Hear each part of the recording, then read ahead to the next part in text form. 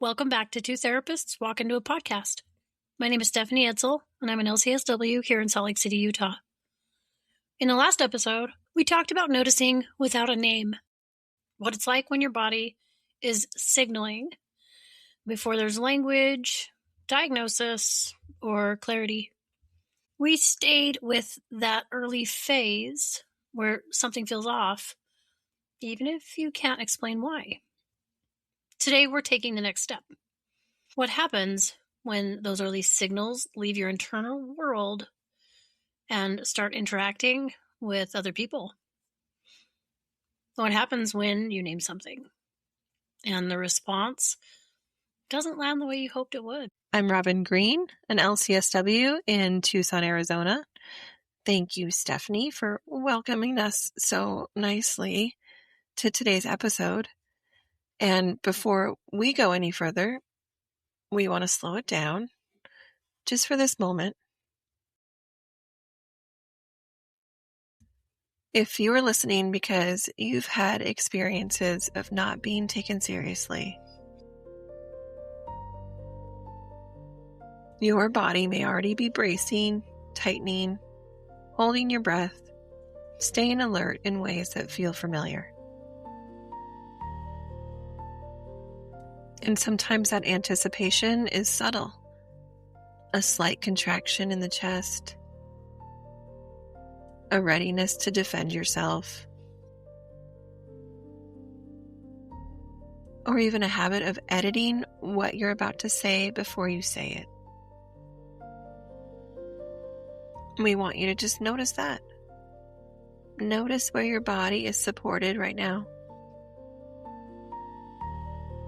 Your feet, your back, the surface beneath you. And let your breath do what it's already doing. There's nothing you need to track, analyze, or fix right now. We're not trying to change anything in this moment. We're just creating enough steadiness to think clearly together.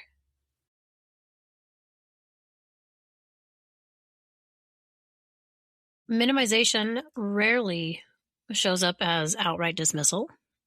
I don't know if anybody knew that, but it's often softer than that. Sometimes subtle enough that you question whether it happened at all. It can arrive as reassurance that doesn't actually reassure. Phrases like, it's probably stress. Your labs look fine. Oh, this happens to a lot of people. There's nothing clinically significant. On paper, those statements can sound reasonable. Gosh, even responsible.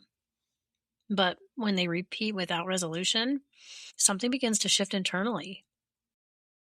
For sure. And I think this pattern isn't limited to medical spaces. It can show up at work, where pushing through symptoms is praised as maybe resilience. And in families where there's discomfort, that can be reframed as overthinking or being too sensitive. And sometimes in social spaces where mentioning fatigue or pain changes the tone of the room.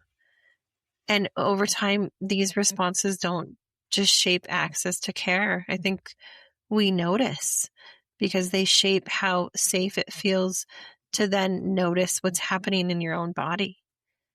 And then if noticing doesn't lead to understanding, I think that sometimes that noticing can start to feel risky. Absolutely. I was watching a movie last night, and in it, youth athletes were confronting their coach because their coach was making them play through pain. And, like, it's tough. It's tough guy stuff. And we don't want to hear that. And we don't complain. We just push through. So, of course, it would feel risky to even think possibly about noticing, right? Yeah, for sure. When symptoms are minimized repeatedly, we just begin to adjust. It's like automatic. We don't really even get a choice in that one. And remember, not because they're dramatic, not because they're confused. It's because humans adapt to context. It's actually pretty remarkable. Exactly. Right. And that adjustment can look like rehearsing symptoms before sharing them. Maybe mentally kind of organizing the timeline so it sounds legitimate, downplaying discomfort when someone asks how you're doing, saying I'm fine and meaning I'm managing, and delaying appointments until something becomes undeniable, only bringing concerns up once they interfere with work, parenting, or daily function. And that really can look also like gathering that excessive data before speaking. So tracking those patterns privately so you then demonstrate that you're not exaggerating, like needing to have all that proof so it sounds legitimate and true. So you'll be believed. Exactly. It feels like people have to be on fire for others to go, oh, gosh, I didn't realize you were set ablaze. One moment. Doesn't surprise me that over time, then attention shifts away from understanding what's happening toward managing what's going to help. How is this going to be received? Because that shift carries a cost, right? It's going to narrow what feels safe to say. It's making you edit. Kind of said that at the beginning. It does increase self-surveillance. That's not the same as self-awareness. It teaches the nervous system that expression requires strategy.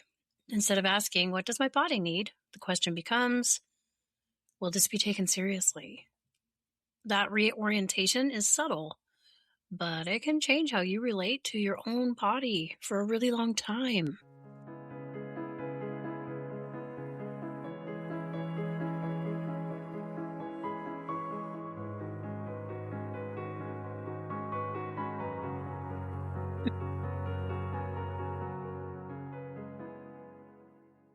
Minimization also reshapes relationships, and sometimes quietly.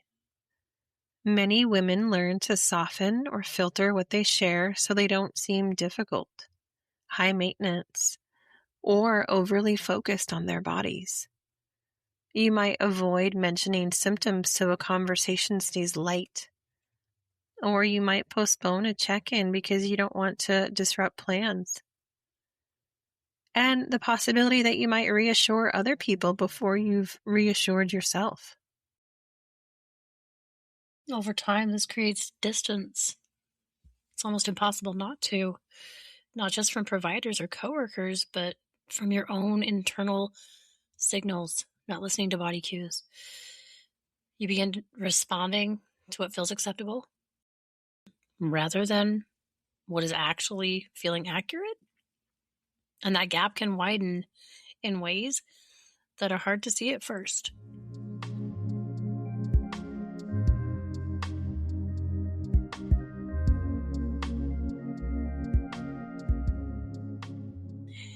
Here's the nervous system nugget that we have today.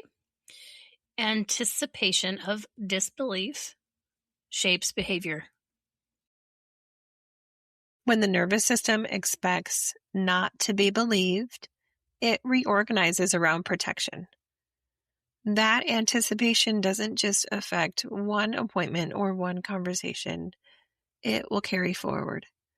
It influences how carefully you speak, how much you disclose, and whether you bring up concerns at all. Some people respond by quieting signals, minimizing internally before anyone else can. Others amplify, hoping urgency will override that dismissal. And both of these are protective adjustments that are shaped by environments that haven't responded reliably.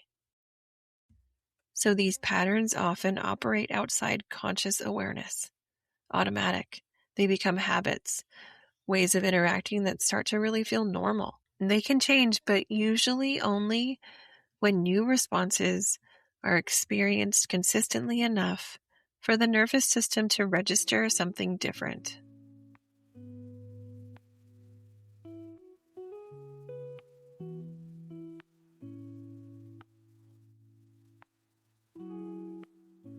We want to offer a few questions, not as scripts, but as permission.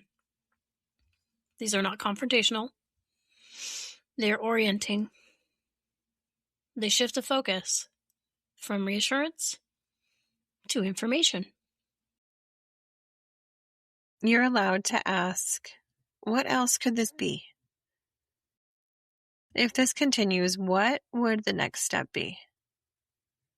What signs would tell us a follow-up is needed? How do we rule things out rather than assume? And you don't have to ask all of these at once.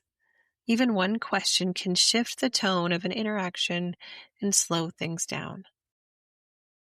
Sometimes asking the question isn't about the answer. It's about restoring contact with your own perception.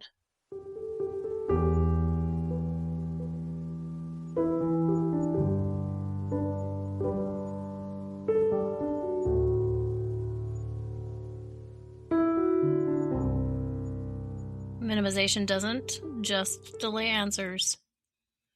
It really does change how safe it feels to listen to yourself.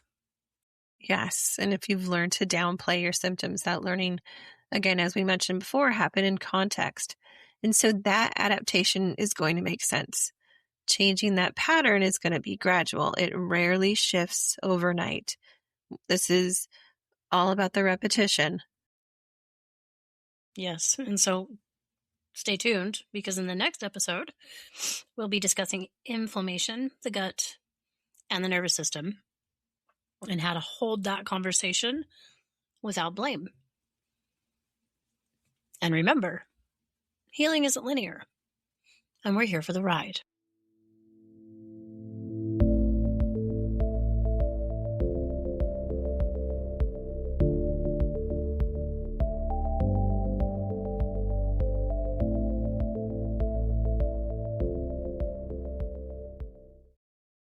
This podcast is for educational purposes only, and it is not a substitute for therapy, medical care, or professional advice.